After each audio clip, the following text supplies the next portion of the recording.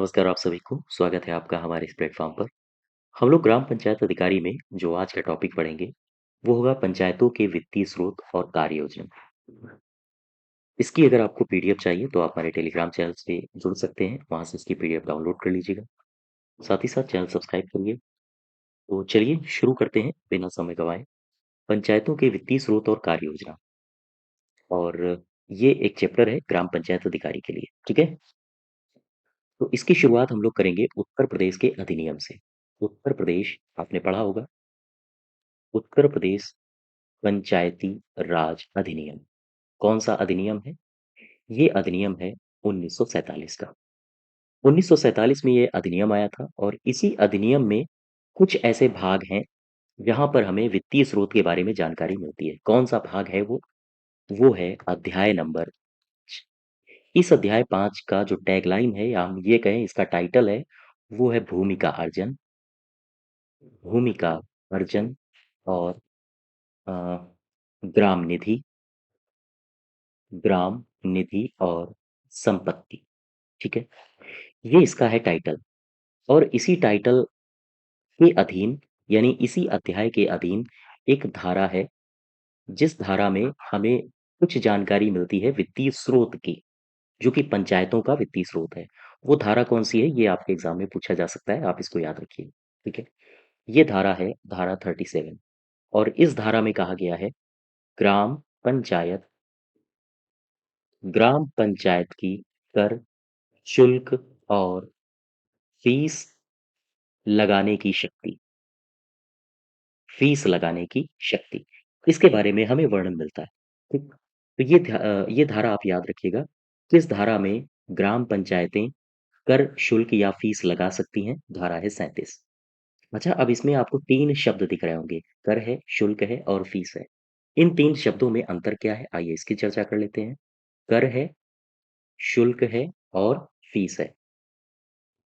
कर यानी टैक्स, जो टैक्स पेयर के द्वारा दी गई राशि होती है, उसे टैक्स कहते हैं, उसे कर कहते हैं। यानी कि ये टैक्स पेयर के द्वारा दी जाती है। शुल्क क्या होता है? शुल्क आमतौर पर एक निश्चित राशि होती है, जिसे वसूला जाता है। जैसे जब आप लाइसेंस बनवाने जाते हो, तो आप शुल्क पे करते हो। जैसे आप किसी पार्क में घूमने जा रहे हो, तो आप पार्क की जो एंट्री फीस होती है या हम कहें प्रवेश शुल्क, प्रवेश में जब आप प्रवेश करते हो तो वहाँ आप प्रवेश शुल्क देते हो, ठीक है? और फीस क्या होती है? जब सपोज़ करो ये कोई व्यक्ति है, ये किसी से विशेषाधिकार प्राप्त करे। विशेषाधिकार से मेरा सीधा-सा आशय है विशेष सुविधा, विशेष सुविधा। यानी ये व्यक्ति अगर कोई विशेष सुविधा चाहता है, तो उस विशेष सुविधा के एवज़ में ये फीस पे करेगा, ठीक है? जैसे स्कूल फीस, जैसे आप अगर कोचिंग करना चाहते हो, तो फिर आप कोचिंग की फीस दोगे, ठीक है? तो जब भी कोई व्यक्ति कोई विशेष सुविधा चाहता है, तो उसके एवज़ में जो वो शुल्क अदा करता है या जो वो राशि पे करता है, उसे फीस कहा जाता है। अच्छा, आप देखो ज़रा, ये जो पंचायतें हैं, धारा 37 में कहा गया है कि ग्राम पंचायत फीस लगा सकती है, शुल्क वसूल कर सकती है, कर लगा सकती है या कर टैक्स वसूल सकती है, ठीक है? तो धारा 37 को आप याद रखिएगा, इन 3 शब्दों को याद रखिएगा। अब एक बात समझो, ये टैक्स कहाँ-कहाँ लगा सकती है ग्राम पंचायत? जैसे बाज़ारों में, हाट में या कोई इसकी ज़मीन में पशु बाँध रहा है या कोई वाहन खड़ा कर रहा है, तो ऐसी स्थिति में वो ₹6 लगा सकती है टैक्स के रूप में, ठीक है? उससे फीस वसूल सकती है। ये तो उसके डायरेक्ट स्रोत हैं। इनडायरेक्ट स्रोत क्या है? किसी पंचायत के पास आय के और कौन-कौन से स्रोत होते हैं? आइए उनकी चर्चा करते हैं। ग्राम पंचायतों की आय के स्रोत, ठीक है? ग्राम पंचायतों की आय के स्रोत होते क्या-क्या हैं? सपोज़ करो ये गाँव पंचायत है, ये है ग्राम पंचायत और इस ग्राम पंचायत में रुपया कहाँ से आएगा? सपोज़ करो ये पिटारा है, ये इसकी निधि है, ठीक है? इसमें पैसा कहाँ-कहाँ से आएगा? आप इसको ज़रा देखो। इसमें दरअसल पैसा जो रुपया आएगा, वो आएगा केंद्र सरकार से। यानी सपोज़ करो केंद्र के द्वारा अगर कोई योजना शुरू की जाती है, केंद्र के द्वारा शुरू की गई योजना से। अच्छा, अगर योजना शुरू की गई है, तो फिर वो योजना ग्रामीण स्तर तक जाएगी। मान लीजिए कोई ऐसी योजना है जो ग्राम स्तर तक जाती है, तो सरकार इस योजना में जितना इन्वेस्ट करेगा, वो योजना अगर ग्राम स्तर तक जाएगी तो वही रुपया फिर ग्रामों को दिया जाएगा कि भाई इस योजना का अपने यहाँ इम्प्लीमेंटेशन करो। तो सीधी-सी बात है, केंद्र सरकार के द्वारा शुरू की गई योजना में आवंटित आवंटित राशि ये किसे प्राप्त होती है? ये प्राप्त होती है ग्राम पंचायत को। ग्राम पंचायत के पास रुपया और कहाँ से आता है? एक स्रोत और है इसके पास। कौन-सा स्रोत है? आर्टिकल है 243 का झा, या हम कहें 243 का आई, ठीक है? इंग्लिश में आएगा तो आई आएगा, हिंदी में आएगा तो झा आएगा। ये 243 आई या झा कहता है कि राज्य वित्त आयोग की सिफारिश सिफारिश है कि क्या सिफारिश है? राज्य वित्त आयोग की सिफारिश पर राज्य द्वारा धन आवंटन किया जाता है। धन आवंटन किसे करता है? पंचायतों को करता है। फिर से समझो, पंचायतों के पास रुपया कहाँ से आ रहा है? पंचायतों के पास एक तो ये स्रोत हो गया, और दूसरा स्रोत है आर्टिकल 243 का आई। इसमें राज्य वित्त आयोग के बारे में वर्णन किया गया है, और वो राज्य वित्त आयोग समय-समय पर राज्य सरकार से कहता है कि वास्तव में अगर ग्राम पंचायत में कुछ सुधार चाहते हो, विकास चाहते हो, तो समय-समय पर इसको रुपया दिया करो, इसकी निधि में पैसा डाला करो, ठीक है? तो ये तो सिफारिश हो गई। अच्छा, और क्या कहीं से पैसा आता है? पंचायती राज के पास, ग्राम पंचायतों के पास, हाँ। ये तो सिफारिश हुई राज्य वित्त आयोग की। कभी-कभी होता क्या है कि राज्य सरकारें स्वतः ही ऋण अनुदान दे देती हैं। यानी कि राज्य सरकार द्वारा ऋण अनुदान किसे दिया जाना? पंचायतों को। और कहाँ से इसके पास पैसा आता है? तो याद रखिएगा, एक आर्टिकल है 280। ये आर्टिकल किससे संबंधित है? केंद्रीय वित्त आयोग से। तो केंद्रीय वित्त आयोग सिफारिश करता है, केंद्रीय वित्त आयोग की सिफारिश ये रहती है कि सिफारिश क्या रहती है इसकी सिफारिश? ये कहता है केंद्र से केंद्र से कहता है कि जो स्थानीय निकाय है, स्थानीय निकायों को अनुदान दिया जाए, ठीक है? तो ये एक्सटर्नल स्रोत हैं, जहाँ से ग्राम पंचायतों को पैसा आता है, और ग्राम पंचायतें खुद भी कमा लेती हैं, बाज़ारों वगैरह पर टैक्स लगा के। लेकिन ग्राम पंचायतों को देता कौन-कौन है? तो ये सारे प्रावधान हैं, आप इनको ध्यान से पढ़िए। ये ग्राम पंचायतों को ये जितने भी संस्थान हैं या जितने भी ये आर्टिकल्स मैंने लिखे हैं, ये बाध्य करते हैं सरकारों को कि वो ग्राम पंचायत को पैसा दें, ठीक है? अब ज़रा देखो, अ, ये तो मैंने इसको पैसा कहाँ से मिलेगा वो मैंने बताया। क्या मुझे आप ये बता सकते हो कि जो पंचायतें हैं, पंचायतें कर वसूलती हैं? बोलो भाई। पंचायतें कर वसूल सकें, इसके लिए इसके लिए नियम कौन बनाता है? कौन बनाता है? बताओ, मैंने 4 ऑप्शन लिख रहा हूँ मैं। मैंने पहला ऑप्शन आपको दिया विधानमंडल, दूसरा ऑप्शन दिया राज्यपाल, तीसरा ऑप्शन मैंने दिया अ, संसद, और मैंने चौथा ऑप्शन दिया कौन-सा मैं दे दूँ? हाँ, पंचायती राज अधिकारी, जिला पंचायत अधिकारी। बताइए भाई, फिर से क्वेश्चन पढ़ो। पंचायतें कर वसूल सकें, इसके लिए नियम कौन बनाता है? ये क्वेश्चन है, और मैंने 4 ऑप्शन दे दिए, विधानमंडल, राज्यपाल, संसद, जिला पंचायत, और जिला पंचायत अधिकारी। अब यहाँ पर एक बात समझो, मैं इसको कई बार आपको बता चुका हूँ। जैसे ही नियम शब्द आया, ध्यान दें, नियम या उपबंध, जब भी कभी नियम या उपबंध बनाने की बात करेगा, तो आपके दिमाग में आना चाहिए नियम या उपबंध बनाने की शक्ति किसके पास होती है?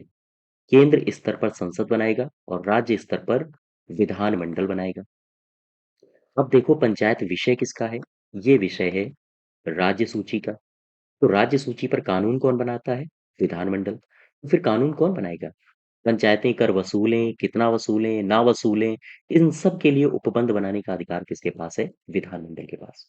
ठीक है? यानी पंचायतों को राजस्व वसूली के लिए सक्षम बनाने संबंधी कानून कौन बनाएगा? राज्य। क्लियर बात? अब नेक्स्ट देखो जरा, मैं अगर आपसे जो मैंने अभी आपको बताया था, पंचायतों को कहाँ-कहाँ से पैसा मिलता है? राज्य वित्त आयोग से, और कहाँ से मिलता है? केंद्र वित्त आयोग से। एक-एक करके मैं राज्य वित्त आयोग और केंद्र वित्त आयोग को पढ़ लेता हूँ। इनके बारे में आपसे प्रावधान भी पूछे जा सकते हैं, क्योंकि आपके सिलेबस में ये है, ठीक है? जरा देखो, राज्य वित्त आयोग, राज्य वित्त आयोग, ठीक है? ये जो राज्य वित्त आयोग है, इसमें सबसे जो फैक्चुअल डेटा है, सबसे पहले तो आपको वो पता होना चाहिए। समझने या समझाने वाली बात तो मैं बाद में करूँगा। इसमें जो आपको याद रखना है, वो क्या रखना है? ये जो राज्य वित्त आयोग है, ये कैसा निकाय है? यह है एक संवैधानिक निकाय, ठीक है? ये एक संवैधानिक निकाय है। क्यों संवैधानिक निकाय है?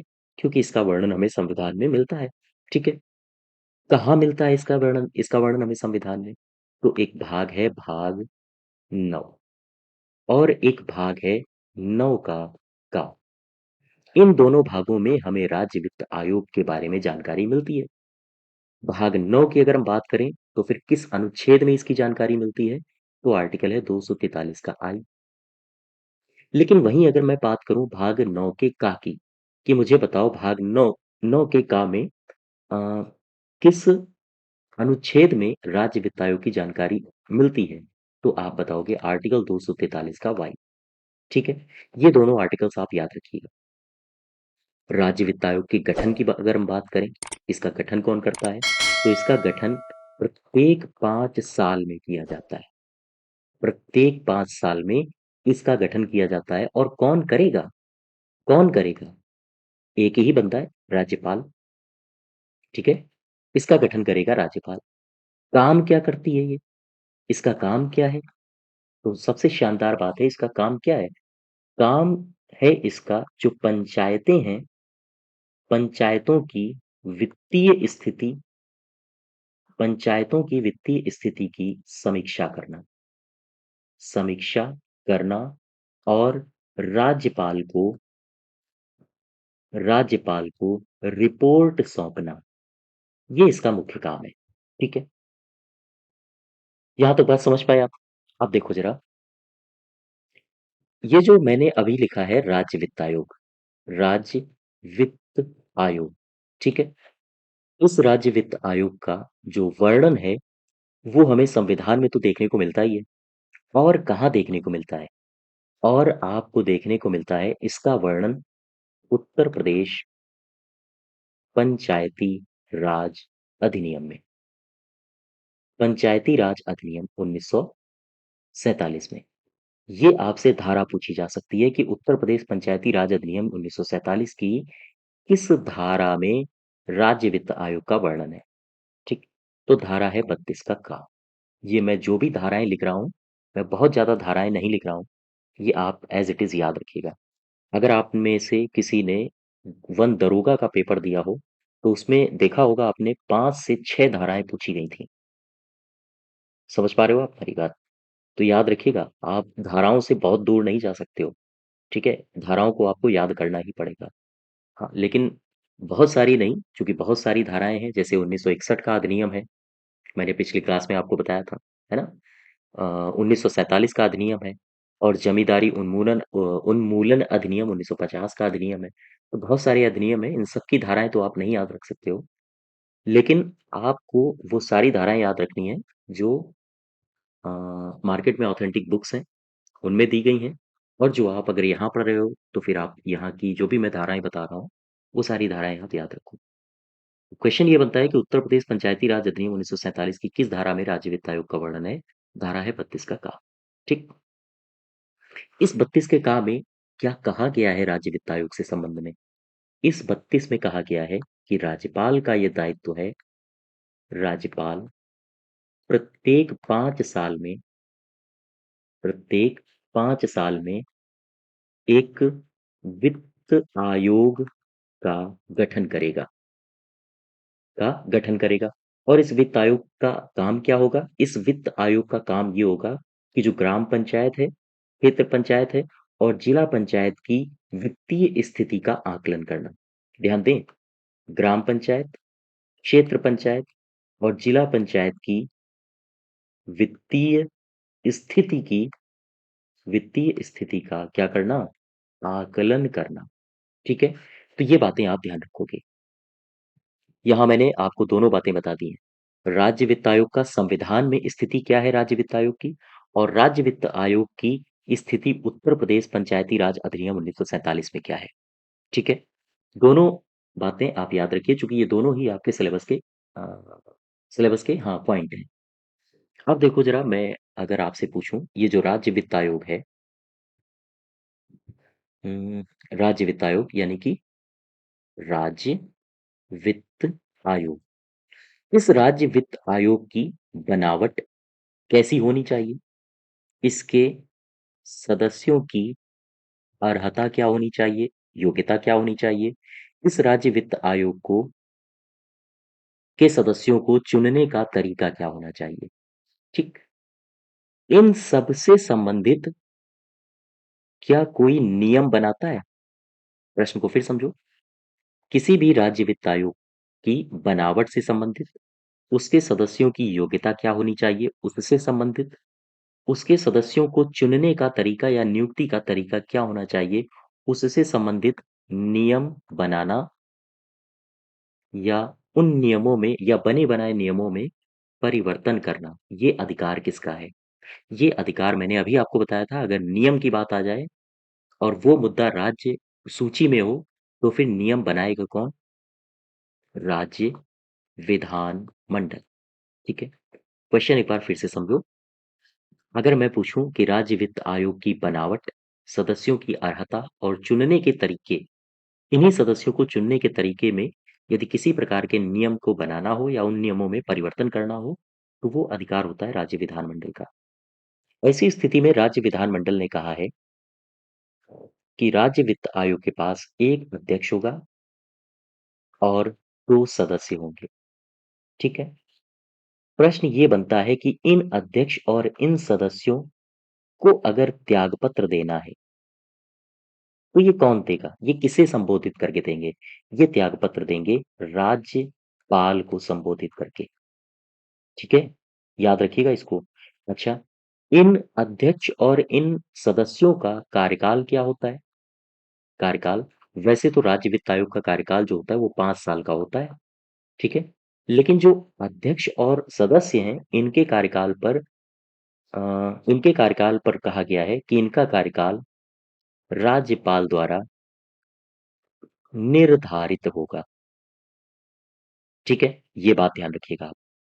सबसे पहले जो राज्य वित्त आयोग है, उस राज्य वित्त आयोग के सदस्यों से संबंधित किसी प्रकार के नियम बनाने का अधिकार किसे है? राज्य विधानमंडल को। और इसमें एक अध्यक्ष, दो सदस्य होते हैं। अगर ये त्यागपत्र देना चाहें तो राज्यपाल को देंगे। इनका कार्यकाल राज्यपाल के ऊपर निर्भर करता है। यहाँ तक बात समझ पाए आप? अच्छा, अब अगर किसी मुद्दे पर राज्य वित्त आयोग कोई रिपोर्ट बनाता है, तो उस रिपोर्ट का क्या होगा? इसके बारे में देखो जरा। ये जो राज्य वित्त आयोग है, अगर ये किसी मुद्दे पर कोई रिपोर्ट बनाए, ठीक है? अगर ये किसी मुद्दे पर रिपोर्ट बनाए, तो फिर ये रिपोर्ट किसे सौंपेगा? फिर से समझो। मान लीजिए राज्य वित्त आयोग ने ग्राम पंचायत, क्षेत्र पंचायत और जिला पंचायत की के बारे में वित्तीय विवेचना की और उससे संबंधित एक रिपोर्ट प्रस्तुत की। रिपोर्ट बना ली।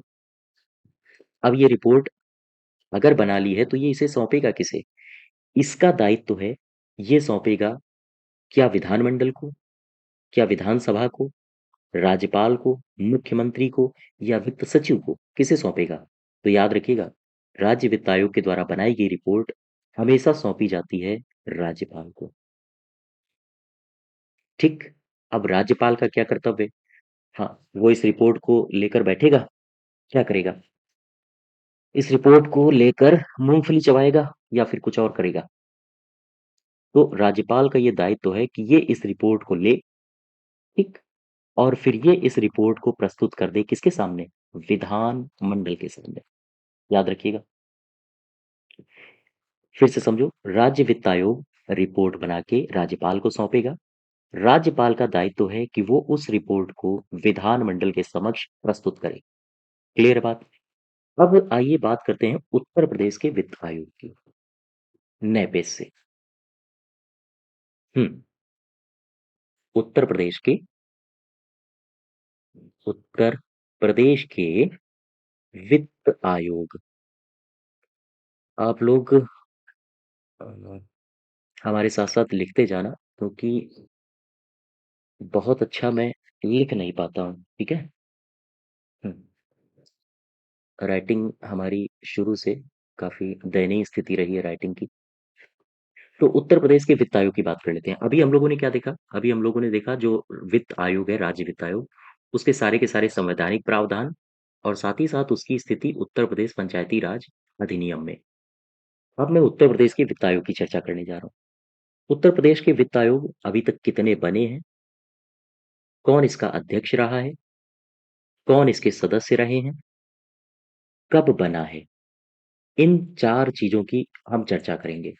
उत्तर प्रदेश में अब तक 5 राज्य वित्त आयोग बन चुके हैं। याद रखिएगा, ये डेटा फैक्चुअल डेटा है, आपसे पूछा जा सकता है।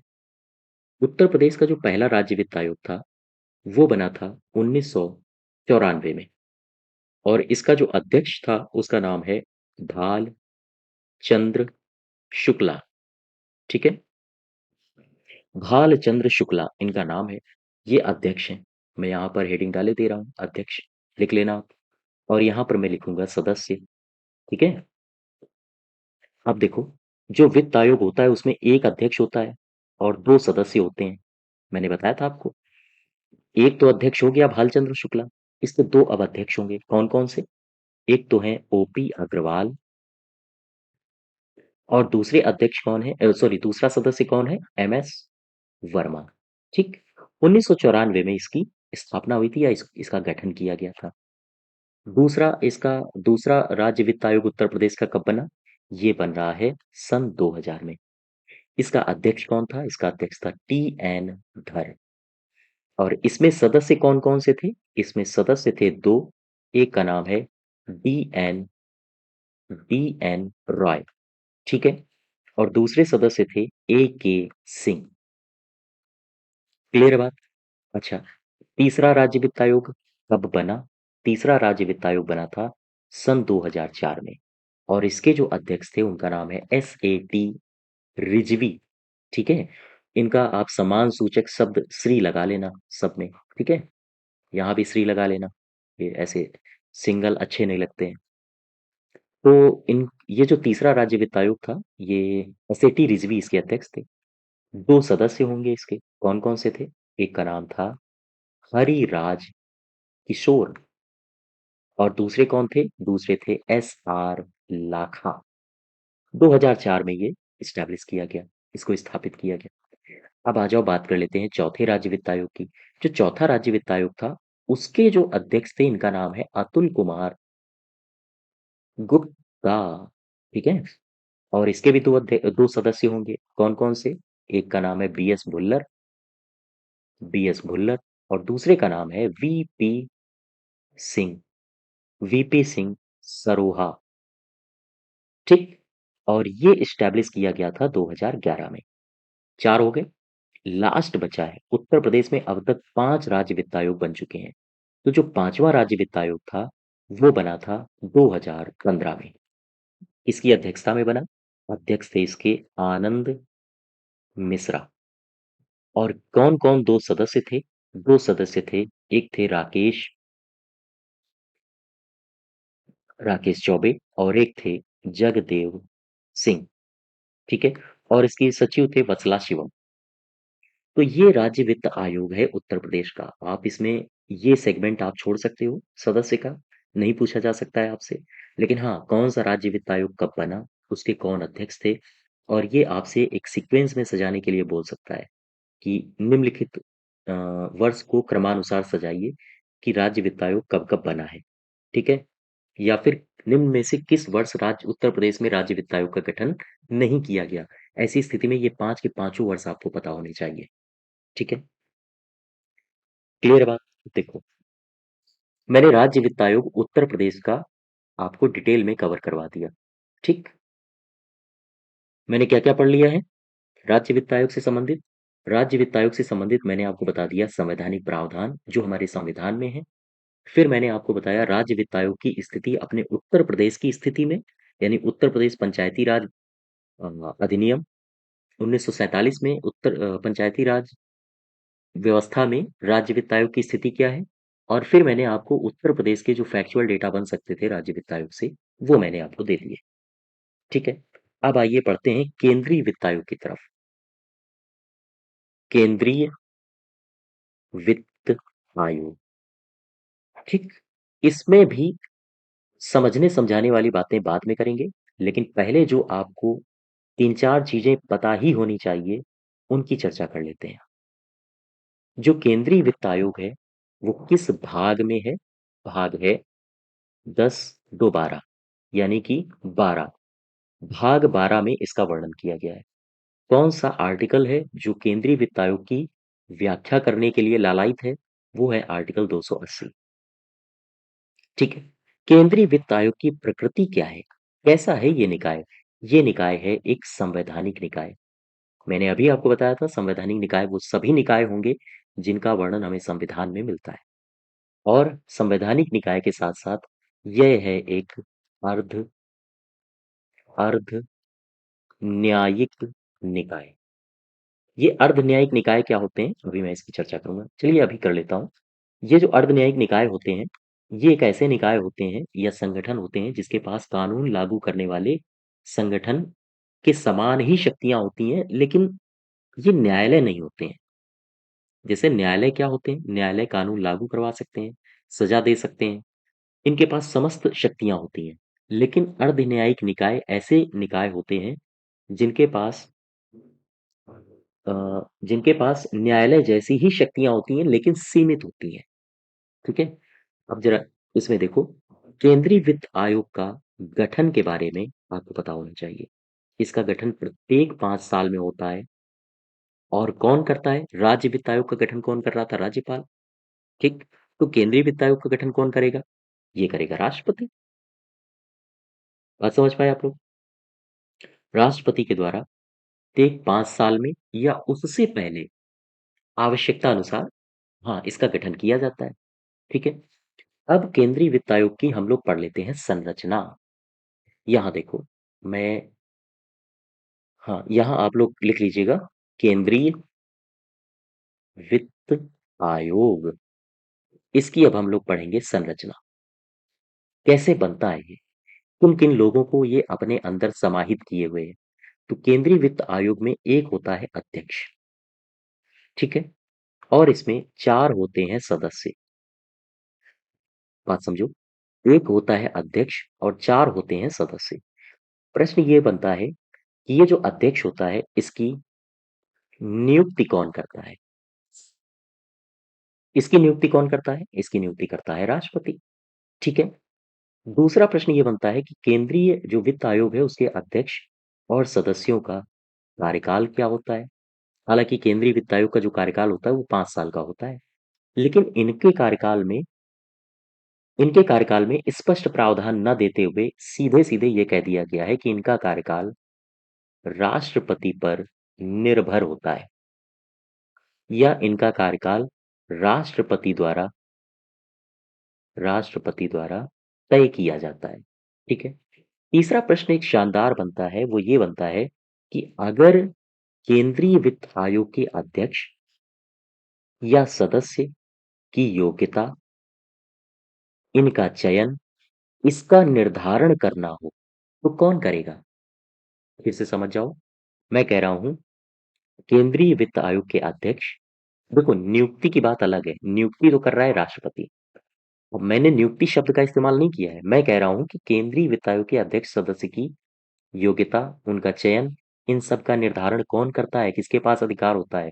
तो निर्धारण करने का अधिकार होता है हमारी संसद के पास, ठीक है? या हम ये कहें निर्धारण संबंधी उपबंध बनाने या नियम बनाने का अधिकार किसके पास होता है? संसद के पास। अब संसद क्यों आया?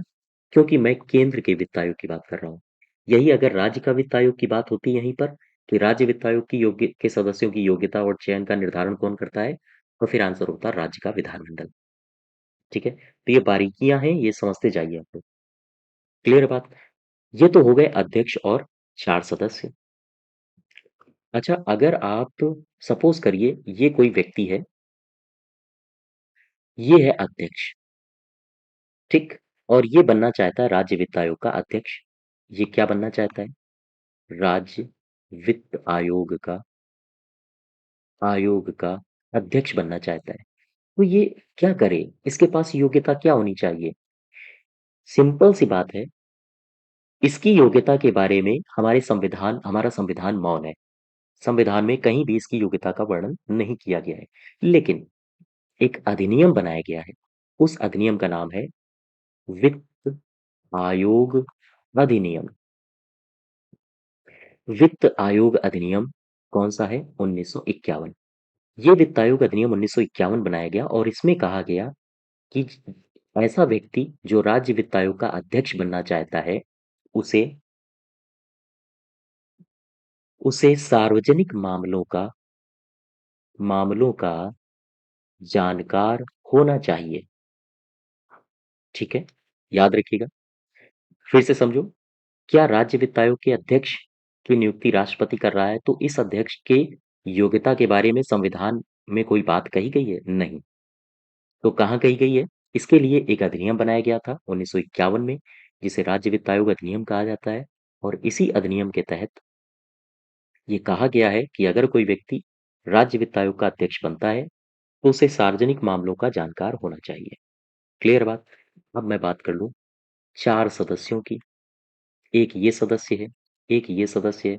चलिए नेक्स्ट पेज में चलते हैं, यहाँ पर। ये 4 सदस्य हैं, ठीक है? ये हैं सदस्य कितने? 4। मैं अगर कहूँ कि इनकी योग्यता क्या होगी? ये कैसे चुने जाएँगे, किस बिहाफ़ पे?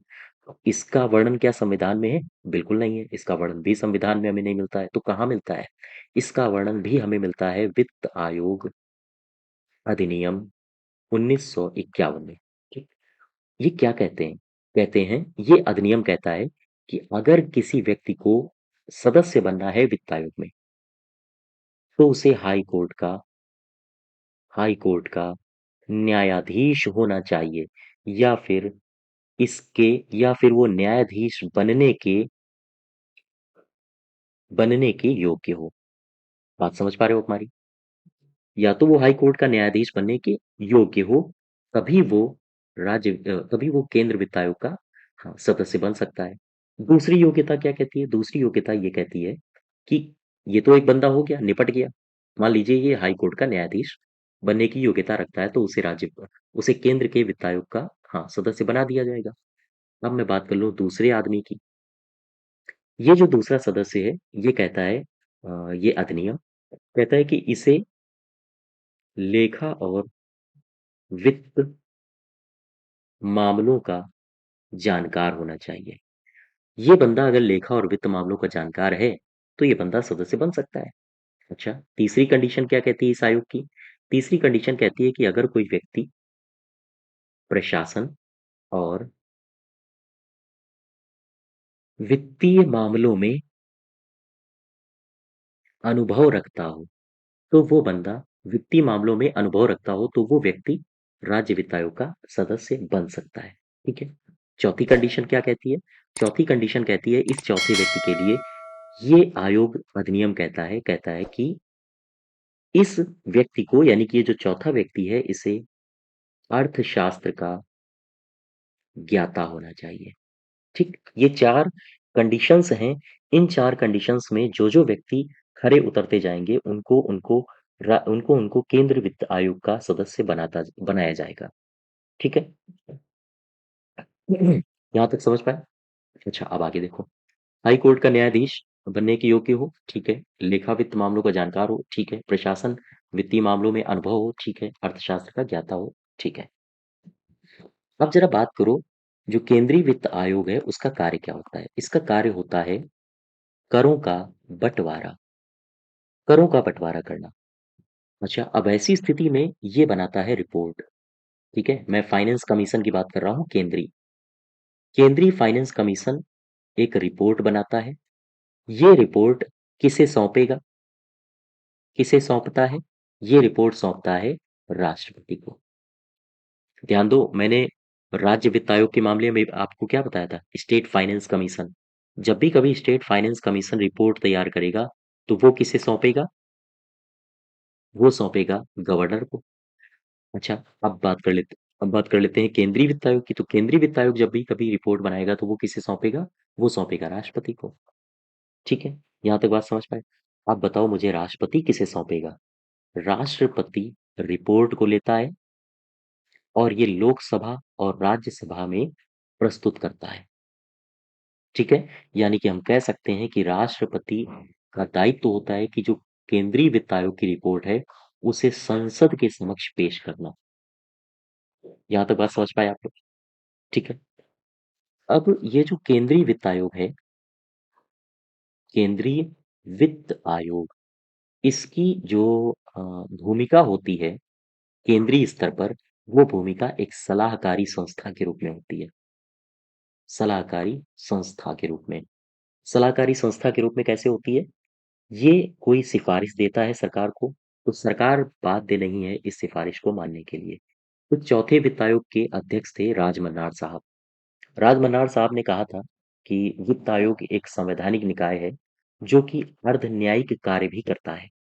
अतः इसकी सलाह भारत सरकार तब तक न माने जब तक उससे कोई बाध्यकारी उसके समक्ष कोई कारण ना हो। ठीक है? तो ये राजमन्नार साहब का डायलॉग पूछा जाता है। आप वीडियो पॉज़ करके चाहना तो लिख लेना, अदरवाइज़ आपके एग्ज़ाम से इसका कोई सरोकार नहीं है। ठीक है? इस तरह के डायलॉग्स आम तौर पर पूछे जाते हैं मेंस वगैरह में, लेकिन ये आपके वीपीओ के लिए महत्वपूर्ण नहीं है। ठीक है? अब ज़रा मैं बात करता हूँ,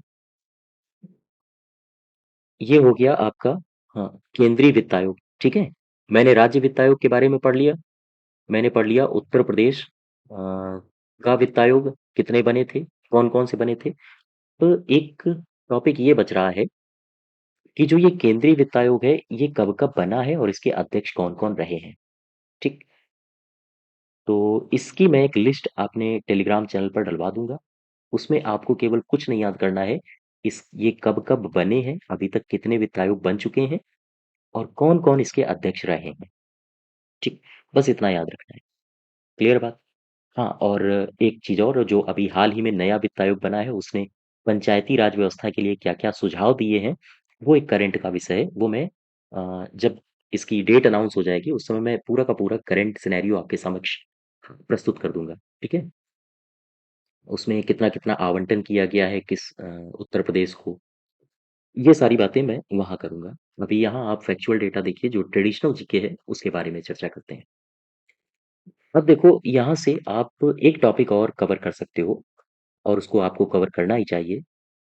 पंचायतें, पंचायतों के वित्तीय या हम कहें पंचायतों को वित्तीय रूप से सशक्त बनाने के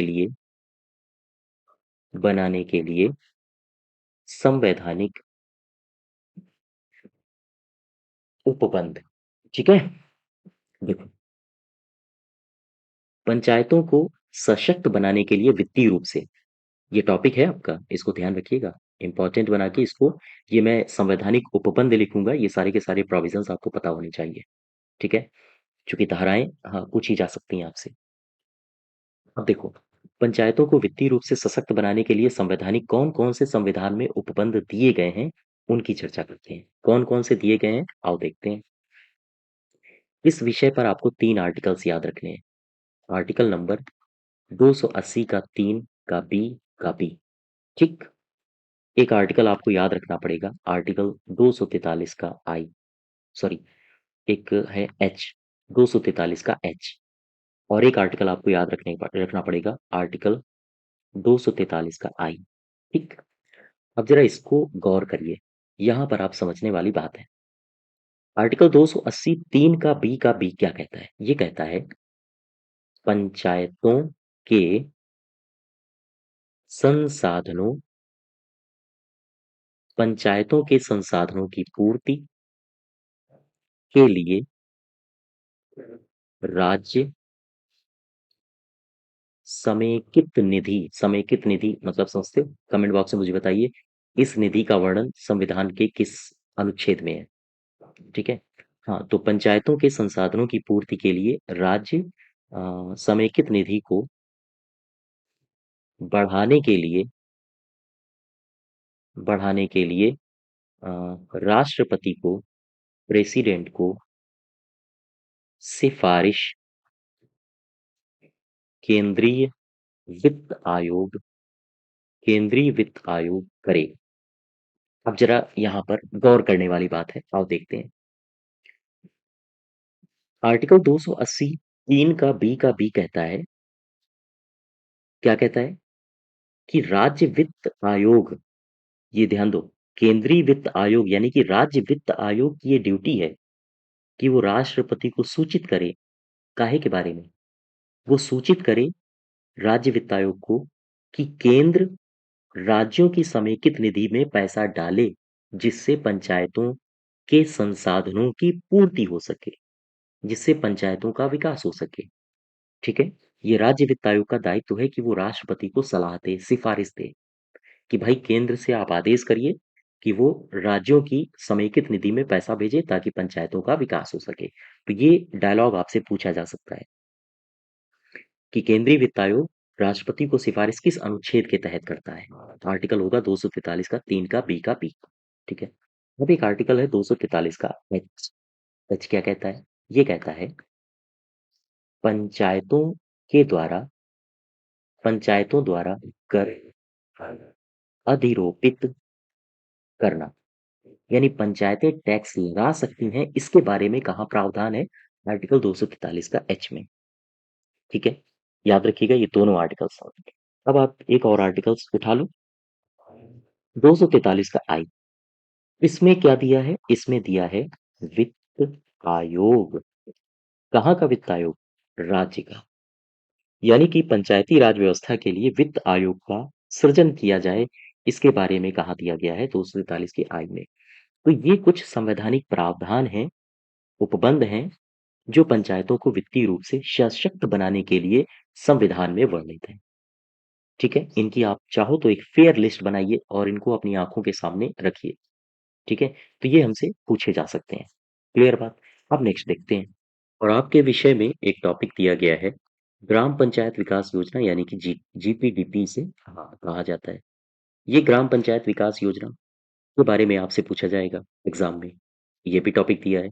तो सबसे पहले इसमें हम 2-3 बातें जान लेते हैं कि इसका वर्णन हमें कहाँ मिलता है, इसका वर्णन हमें मिलता कहाँ है, और इसके बारे में ये योजना क्यों आई, इसका उद्देश्य क्या है, और कैसे-कैसे ग्राम पंचायत विकास योजना को हम अपने ग्राम स्तर पर लागू कर सकते हैं। तो इसका वर्णन सबसे पहले हमें कहाँ मिलता है? इसका वर्णन हमें मिलता है उत्तर प्रदेश पंचायत राज अधिनियम में। ठीक है। उत्तर प्रदेश पंचायत राज अधिनियम 1947 की एक धारा है, ये धारा आप याद रखो, धारा है 15 का। ठीक। इस धारा में कहा गया है कि ग्राम पंचायत प्रतिवर्ष ग्राम पंचायत प्रतिवर्ष अ, पंचायत क्षेत्र के विकास के लिए योजना बनाएगी, योजना बनाएगी। ठीक है। याद रखिएगा, उत्तर प्रदेश पंचायत राज अधिनियम 1947 की धारा 15 के का में दिया गया है कि ग्राम पंचायतें हर एक वर्ष पंचायत क्षेत्र को विकसित करने के लिए कुछ योजनाएं तैयार करेंगी। ठीक है। अब इसके बाद हुआ क्या, 2015 में एक मंत्रालय है हमारा, पंचायती राज मंत्रालय। पंचायती राज मंत्रालय। ठीक। पंचायती राज मंत्रालय ने भी एक घोषणा कर दी। इसने क्या कहा? इसने कहा ग्राम पंचायतें ग्राम पंचायतों के लिए ग्राम पंचायतों के लिए जीपीडीपी यानी कि ग्राम पंचायत विकास योजना को तैयार करना को तैयार करना अनिवार्य होगा। ठीक। पंचायती राज मंत्रालय ने एक घोषणा की कि ग्राम पंचायतों के लिए यह मेरी घोषणा है कि ग्राम पंचायतें अपने विकास के लिए जीपीडीपी तैयार करें।